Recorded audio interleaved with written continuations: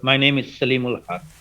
I'm the director of the International Center for Climate Change and Development at the Independent University Bangladesh, based in Dhaka, Bangladesh. You've been following climate change both as an active observer and commentator for many years. What's your feeling about where we are now? I mean, there was some optimism after COP26, but there's been a lot of pressures in the last year.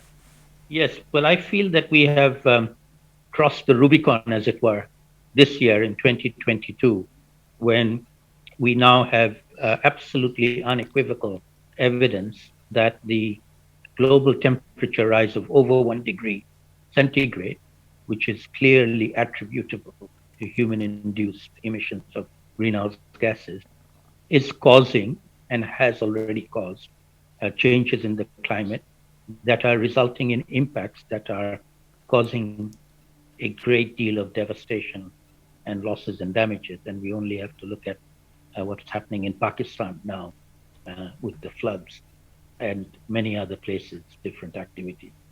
So climate change is now a reality. Human induced climate change is a reality. And that's a game changer.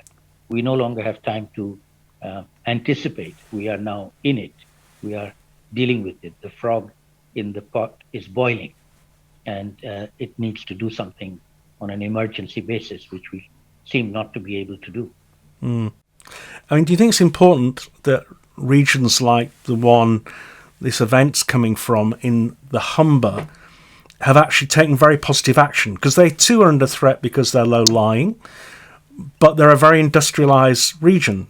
But they've made a commitment to become the world's first industrial cluster to reach net zero with some very aggressive moves. Do you think it's important that, regions get on with the job like the Humber?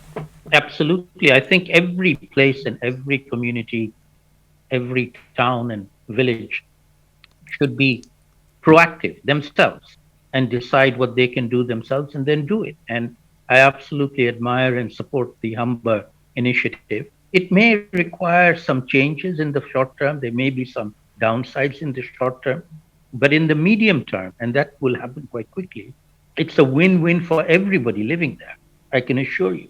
And that's something that people are now realizing.